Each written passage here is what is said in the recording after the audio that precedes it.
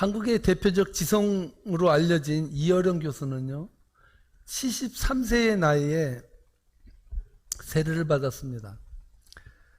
어느 날 하윤주 목사님이 이어령 교수에게 이렇게 말했다고 합니다. 선생님은 하나님의 말씀을 그토록 많이 읽고 있는데 무엇이 제일 믿어지지 않던가요? 이렇게 물었다고 합니다. 여러분들에게 만약에 김 목사가 하나님의 말씀 중에 믿어지지 않는 게 무엇이냐라고 물으면 여러분은 무엇이라고 대답하겠습니까? 이어령 교수는 노학자답게 이렇게 말했다고 합니다. 저는요, 창조와 부활과 성령 이 세 가지를 저는 믿기가 너무나도 힘듭니다. 이렇게 말했다는 거예요. 여러분 그렇습니다. 노학자고 지성인이라고 할지라도 하나님의 말씀을 믿어지는 데는 자신의 노력과 열성과 여러분 최선의 그런 모든 것을 들여서 경주해도 얻어질 수 없는 것, 그것이 바로 믿어지는 은혜라는 사실을 알 수가 있습니다. 그래서 여러분, 믿음은 행위로 쟁취하는 것이 아니에요. 하나님이 세상을 창조하신 이야기인 창세기 1장이 믿어지는 것과 믿어지는 것은 이성과 논리와 과학이 아니라 은혜라는 사실이에요. 그래서 베드로가 베드로전서 에베소서에서 이것을 분명히 말해주고 있는데요. 에베소서 2장 8절로 9절 말씀에서 이렇게 말합니다. 너희는 그 은혜에 의지하여 믿음으로 말미암아 구원을 받았나니 이것은 너에게 난 것이 아니요 하나님의 선물이라.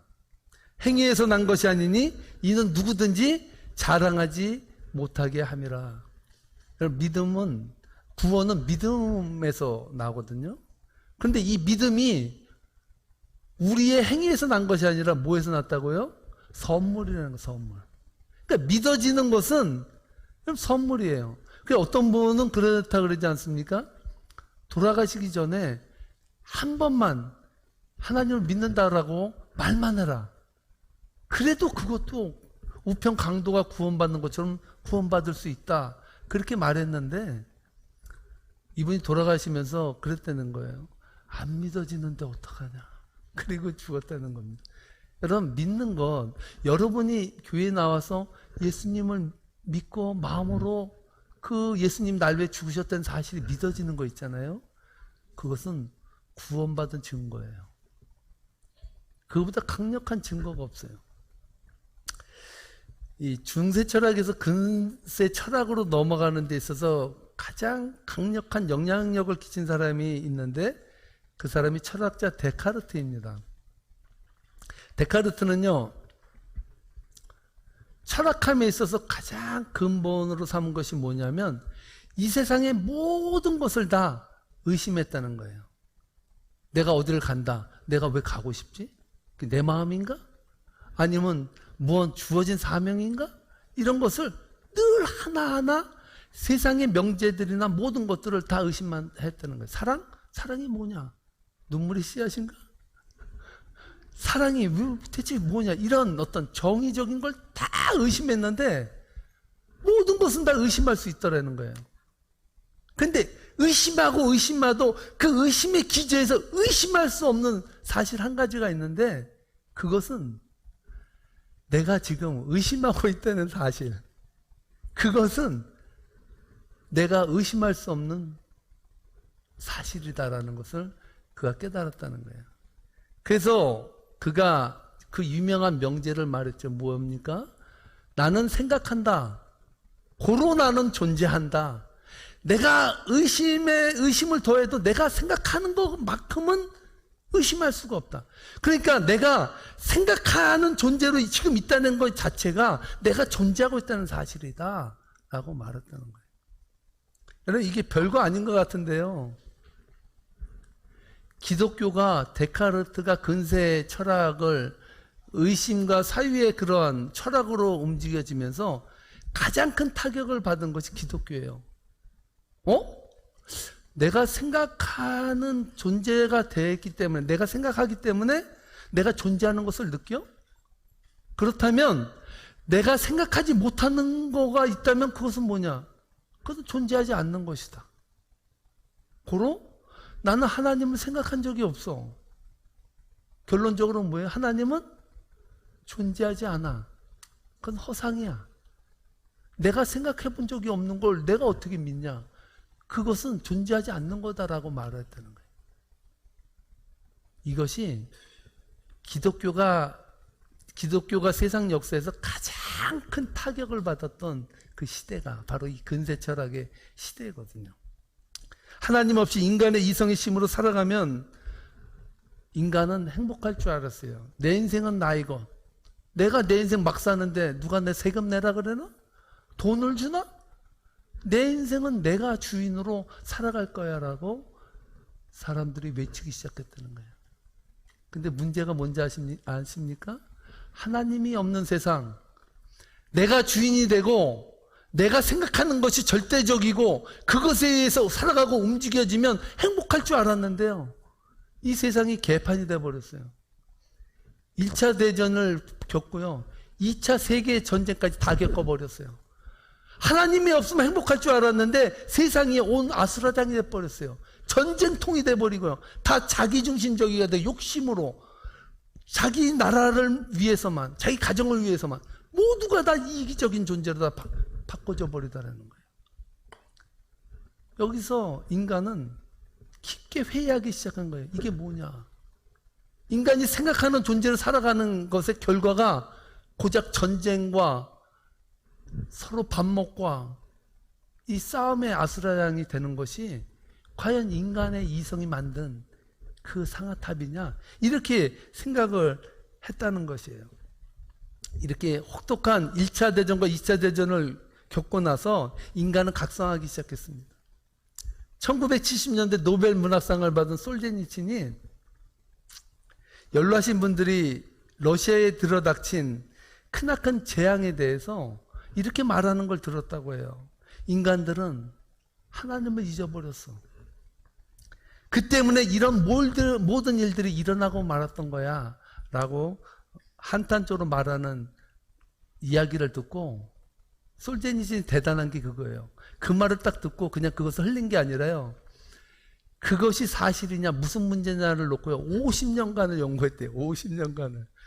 인간이 어떻게 하나님을 잃어버리면 이렇게 개판인 세상이 될 수 있을까를 가지고 50년을 연구했대요. 그래 연구한 끝에 솔제니친이 이렇게 말했습니다. 누구나 나에게 만약 6천만의 유대인들을 가스실에서 다 죽일 수 있었던 것, 그 사람들의 생명을 삼켜버린 그 무서운 혁명이라는 것이 왜 일어났는지 그 주된 원인을 나에게 말하라고 한다면 나는 한마디로 말할 것이다. 그것은 하나님을 잃어버렸기 때문이다.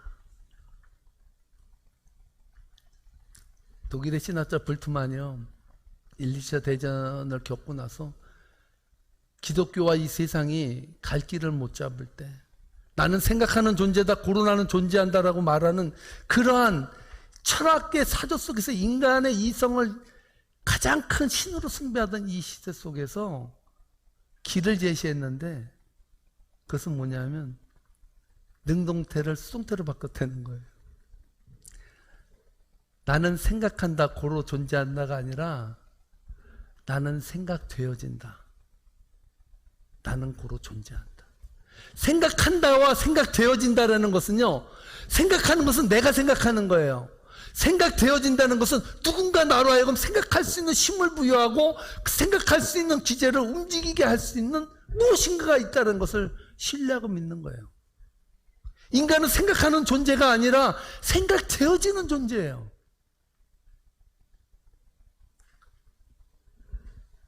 과학 문명과 이성의 그러한 첨단 속에서 기독교가 다시 길을 찾기 시작했습니다. 이 세상은 하나님이 없으면 행복한 세상이 아니라 가장 불행한 세상이다. 여러분의 마음속에 하나님 없이 그냥 살아가면 행복할 것 같고, 이 세상에서 누리고 번영과 즐기면 그것이 다 행복인 것 같아도요. 저희는 여행을 떠나봐서도 경험했고 여행 가는 사람들을 보면서도 저는 한 가지 확실히 아는 게 있어요. 당신 갈 때는 좋지 올 때 와봐. 허무해. 아무것도 아니야. 남에게는 좋게 보이고 뭐 할지 모르지만 그 끝은 허무하다는 것은 누구나가 다 알고 있거든. 창세기 1장에서 우리가 주목해야 될 것은 단 하나예요. 창세기 1장에서 말하고 싶은 것. 어떻게 보면 성경이 우리들에게 말하고 싶은 것은 단 하나예요. 하나님이 창조자라는 사실을 잊어버리지 말아라. 너희가 잘나서 너희 힘으로 너희의 능력으로 세상을 살아가는 것 같지만 하나님이 세상을 창조했다는 사실을 잊어버리게 되면 그것은 행복의 시작이 아니라 불행의 시작이라는 사실입니다. 하나님께서 세상을 창조하신다는 말씀을 보면 저는 1장을 보면요, 여러분, 하나님이 스케일이 보통 크신 분이 아니에요. 별똥별인가 그것이 떨어지는 것을 보는 것이 몇십만 년 전에 떨어진 것을 본다 그러는 건가요? 그래서 그렇게는 알고 있는데 하여튼 아주 오래전에 떨어진 것을 보는 거예요. 그렇게 광대해요, 우주는. 근데 창세기를 보면 이 광대한 그 스케일의 그 이 공간을 하나님이 채우시는데 톡톡톡톡톡 이렇게 그냥 세우는 그런 느낌을 받지 않습니까? 창세기 1장에 나오는 세상을 하나님 창조할 때 며칠에 창조하셨습니까? 7일, 일곱째 날은 쉬셨고요. 실제 일한 날은 6일입니다. 6일. 6일 동안 천지를 창조했는데 여러분 저는 한 가지 궁금했던 것들이 있는데 창세기 1장 읽으면 그것이 뭔지 궁창 위에 물과 궁창 아래에 물을 뭐 나누고 뭐 이렇게 말씀하시는데 너무 어려워요. 쉽게 여러분 도식으로 딱 얘기하면요. 제가 이걸 뭐 다 설명드릴 수는 없어요. 근데 간단하게 여러분들에게 말씀드리면 다음에 6일간 창조하신 것이 눈앞에 확 드러날 거예요. 첫째 날부터 셋째 날까지는요. 기초공사예요. 기초공사. 쉽게 얘기하면 큰 광활한 여기에 빛을 쫙 비추시는 거예요. 그래서 뭐예요? 궁창을 하늘과 땅을 갈라놓으시고 그 다음에 어떻게 했습니까? 뿌려 씨를 이 세상에 풀과 열매 맺는 채소와 나무들 이런 걸 막 갖다 심어요. 다 이제 기초가 됐어요. 그 다음에 어떻게 하십니까? 그 다음에 해와 달과 별을 공중에 달아놓으셨어요. 상상이 가죠? 상상이 가죠. 그 다음에 다섯 번째로 뭡니까? 바다의 물고기와 하늘 나는 새를 찍찍찍찍 하고 다 갖다 배치해 놓으셨어요. 그려지죠? 이게 다섯째 날이에요. 여섯째 날에 어떻게 했습니까? 가축들을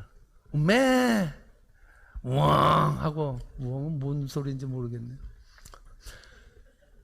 자세한 가축들을 다 만들어 놓으시고 또 기는 것도 만들어 놓으시고 여러 동물들을 다 여섯째 날에 만드셨어요. 근데 한 가지 재미난 것은요.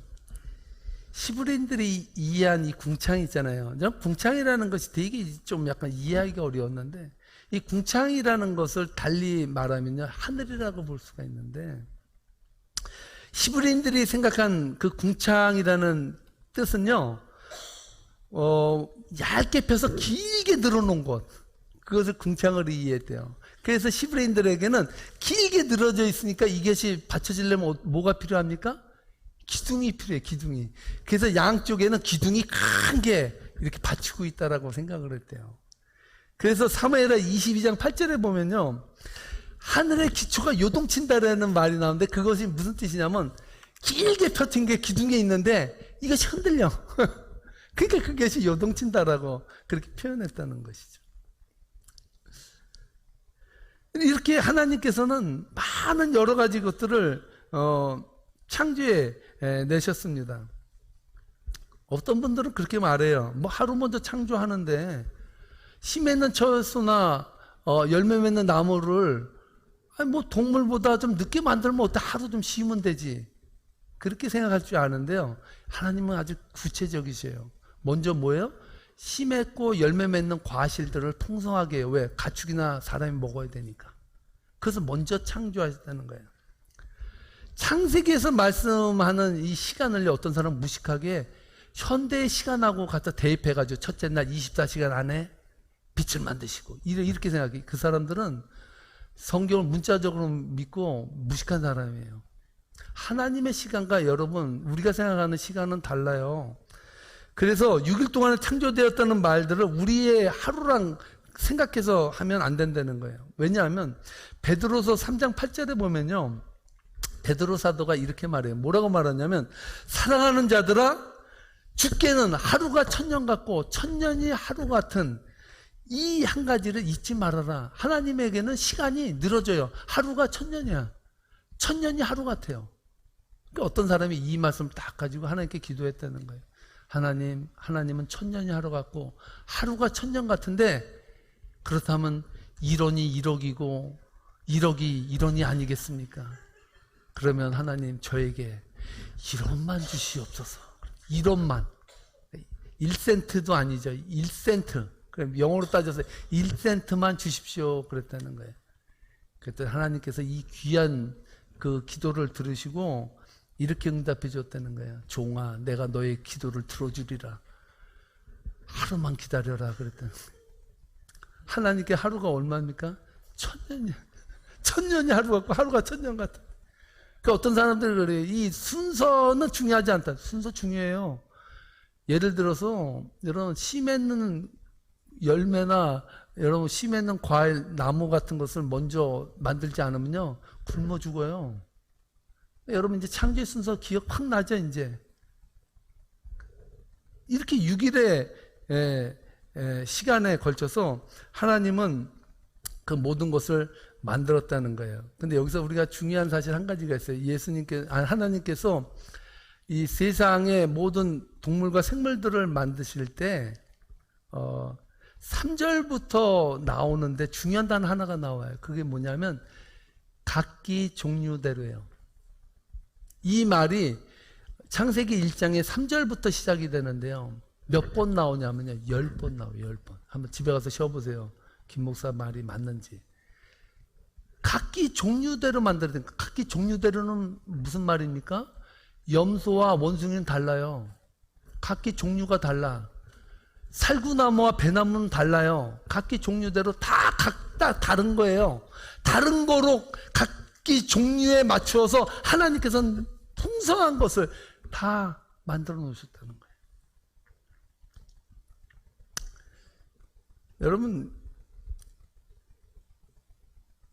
이렇게 하나님께서 생물들을 다양하게 이렇게 만들어 주셨는데 지금은 여러분 보니까 한국의 명절 선물 세트가 보니까요 고기 세트가 나오고 뭐 참치캔 선물 세트도 나오고요 또 무슨 뭐 샴푸 종류 그런 뭐 이런 가정용품 중심으로 나와요. 근데 제가 어릴 때는요 이런 선물 세트는 거의 없었고 제가 알기로 과자 선물 세트가 나왔어요. 사탕하고 과자를 무슨 뭐 이런 뭐 그 뭡니까 그 아이들 가지고 노는 장난감 같은 그런 모양의 플라스틱에다 뭐 이렇게 사탕을 담아 놓고 그랬잖아요. 그런 선물 세트를 만약에 이제 친지나 누구 아는 분이 사오면 그날은 개 타는 날 아닙니까? 개 타는 날. 얼마나 좋아요. 그 하나님께서는요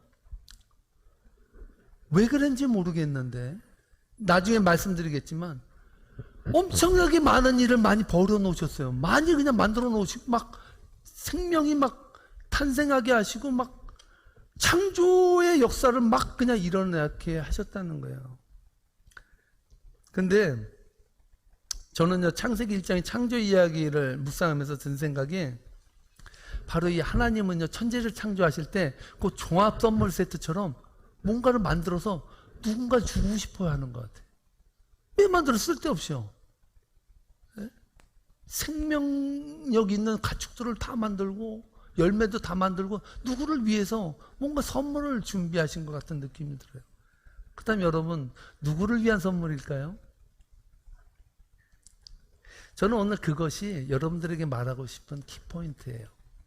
26절로 28절 말씀인데요. 우리 다 함께 읽어보도록 하겠습니다. 하나님이 이르시되 우리의 형상을 따라 우리의 모양대로 우리가 사람을 만들고 그들로 바다의 물고기와 하늘의 새와 가축과 온 땅과 땅에 기는 모든 것을 다스리게 하자 하시고, 하나님이 그들에게 복을 주시며 하나님이 그들에게 이르시되 생육하고 번성하여 땅에 충만하라. 땅을 정복하라. 바다의 물고기와 하늘의 새와 땅에 움직이는 모든 생물을 다스리라 하시니라. 아멘. 하나님께서 가축과 모든 생명을 만드실 때는 어떻게 만들었다 그랬어요? 각기 종류대로 그냥 창조하셨어요. 근데 유독 인간을 창조할 때는 다른 방법을 써요. 무슨 방법입니까? 누구의 형상대로? 하나님의 이미지를 가지고 인간을 만들 때는 스페셜하게 만들었어요. 스페셜하게. 그냥 각종 종류대로 만드는 게 아니라, 여러분, 그래서 사람이 침팬지랑 사춘이다, 같은 종이다, 무식한 소리예요. 그 종류가 달라. 사람만 하나님의 형상으로 만들어요. 여러분, 침팬지는 하나님의 형상이 없어요. 안 들어가서, 안 줬다니까요? 인간의 외에는 줬는데, 침팬지가 인간의 사촌이고, 진화돼가지고 인간이 직립보행을 하면서 이렇게 문명을 만들고 살았다. 나는 무식하다. 이 말밖에 안 돼. 나는 무식하다. 나는 무식하다. 다른 건 다 종류대로 만들었는데, 인간만큼은 하나님의 형상대로 기가 막히게 만들어 버리셨어요. 창조하셨습니다. 하나님이 창조한 인간을 여러분 얼마나 사랑했는지, 제가 종합선물 세트라 그랬잖아요. 이 종합선물 세트를 왜 만들었냐? 인간에게 주고 싶어서. 얼마나 인간을 사랑하셨는지요.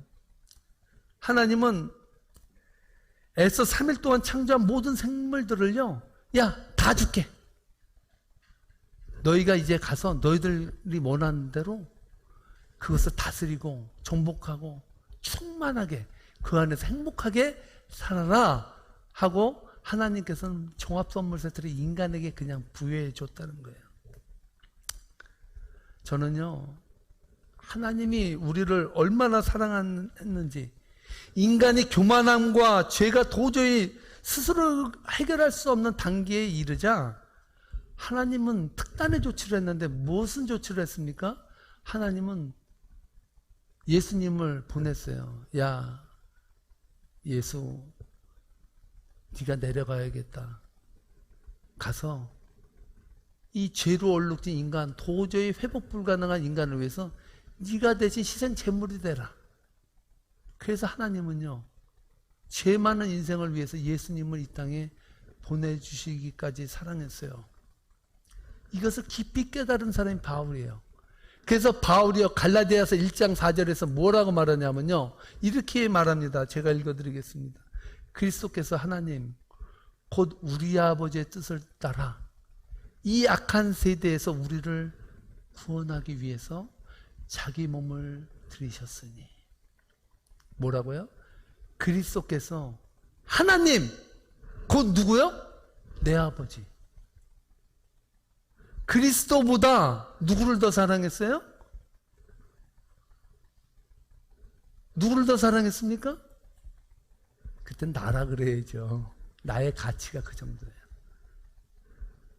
하나님께서 나를 너무 사랑해서 내 죄 때문에 그리스도를 이 땅에 보내서 대신 죽게 해줬다고요. 이것이 바로 하나님의 형상을 가지고 구체적으로 만드신 인간의 고귀함이 거기 있다는 거예요. 여러분, 제가 가끔 얘기 드렸는데, 영화 친구에서 뜬 사람이 장동건인데요. 장동건만큼은 안 떴지만 엑스트라로 뜬 사람이 박광규라는 사람입니다. 이 박광규라는 사람은 그 조폭 학생들을 또 일렬로 세워놓고요, 따귀를 후려치면서 말하는 거죠. 네 아버지 뭐 하시노? 박광규가 거기서 네 아버지 뭐 한다는 말은 무슨 뜻인지 아세요? 야, 너희 아버지가 널 위해서 어떻게 했는데 네 아버지를 욕먹이냐? 네 아버지가 뭐한 사람이냐? 이렇게 물었다는 거죠. 여러분, 너희 아버지가 비싼 밥 먹여서 학교 보냈는데 아버지 얼굴에 먹칠하는 인생을 너희들이 살아가냐? 로마서에서 바울이 말하듯이 하나님의 형상으로 만들어 놨더니 버러지 형상으로 바꿔버려서 살아가는 존재들. 그것이 오늘 현재를 살아가는 우리 인간들의 모습이 아니겠습니까? 한국에 제 친구가 거의 10년 가까이 된 것 같아요. 급성 신우염이 걸리면 신장을 그 자리에서 다 떼지 않으면 죽는다 그러더라고요. 그래서 급성 신우염으로 하루아침에 신장 2개를 다 떴잖아요. 이 친구가 저희 세계명교회에서 니카라구아에 선교를 한다는, 교육관을 진다는 소식을 듣고 어떻게 그 작은 교회가 짓냐, 그렇게 하면서 그 없는 돈에 제대로 일도 못하는 그 친구가 저희 교회에 선교원금을 보내왔잖아요. 저희 누나가 그 선교원금을 받고 나서 저에게 그 말을 했습니다. 제 친구가 그 귀한 돈을 보낸 것은 과부의 두레돈보다 더 귀한 돈이다. 물론 많은 액수는 아니었어요. 그런데 그 친구는 자기가 드릴 수 있는 최선의 것을 드렸습니다. 제가 너무나도 고마워서 이번에 한국 갔을 때 그 친구를 만났어요. 고맙다고. 근데 제가 놀란 게 이 친구가 건강해졌어요. 너무나 이 몸 상태가 안 좋아져 가지고요, 도저히 신장 이식을 받지 못하면 생명의 위험을 초래할 수 있다는 닥터의 말을 듣고 친형이 자기 콩팥을 하나 떼어서 줬어요. 얼마나 기쁜 일이에요. 이 친구는 10년 가까이를 신장을 이식받으려고 기다렸어요. 끝내 못 받을 순간에 형이 죽어가는 동생을 도저히 참아 못 봐서 장기한 신장을 띄어서 줬어요. 근데 이 친구가 저를 만나서 무슨 말을 하는지 아세요? 내가 그렇게 10년간을 생사의 갈림길에서 고통받으면서 신장 이식을 기다렸는데 막상 신장을 받고 났는데 처음에 너무 기쁘고 세상에 못할 게 없고 정말 나는 행복한 사람이라고 생각을 했는데 얼마를 못 가더라는 거예요. 그 기쁨이 잠시라는 거예요. 자기가 거기에 놀랬다는 거예요. 야, 인간이 그렇게 갈망하고 목마르게 신장 이식을 기다리다가 받았는데, 그러면 세상이 내 것처럼 평생을 살아가야 될 것 같은데 한 달도 못 가서 불평이 나오더라는 거예요. 아, 이거 돈 벌어야 되는데 이 돈이 안 벌리니 이거 어떡하냐라는 걱정이 들어오더라는 거예요.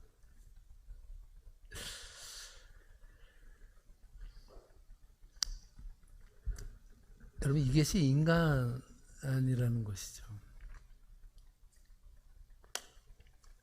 그래서 어느 철학자는 그 말을 했다 그러지 않습니까? 인간에게는 세상 것으로 채우고 채워도 채울 수 없는 빈 공간이 하나 있다.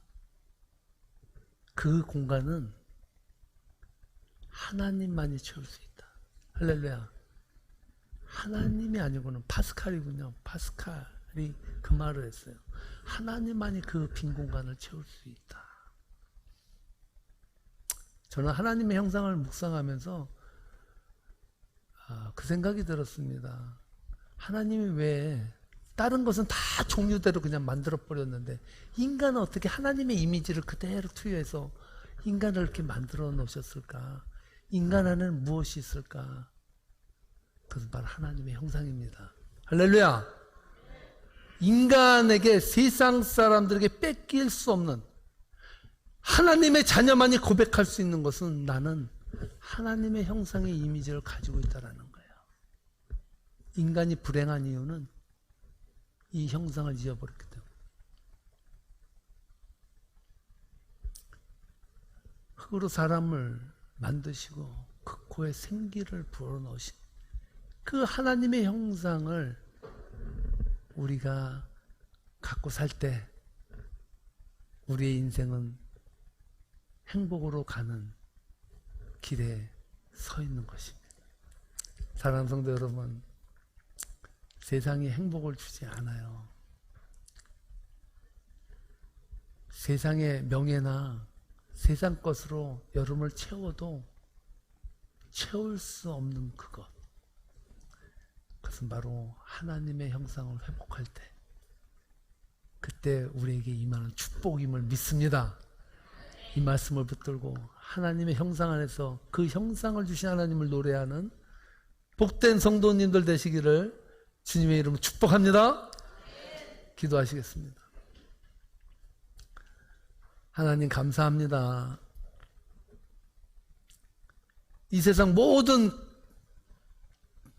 생명체들은 다 각기 종류대로 만들어지는데 우리 인간만은 특별히 하나님의 이미지로 만들어 주셨습니다.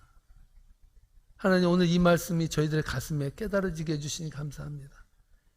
이 형상을 가지고도 행복을 누리지 못하는 인생들, 아버지 하나님의 형상을 잃어버린 인간들, 아버지의 형상을 갈망하는 성도님들이 있다면 주님, 오늘 이 시간 만나 주시옵소서. 이 시간 역사해 주시옵소서. 그래서 그 하나님의 형상을 노래하는, 그 형상을 회복하는 복된 삶이 되도록 축복해 주옵소서. 감사하며 예수님의 이름으로 기도합나이다. 아멘.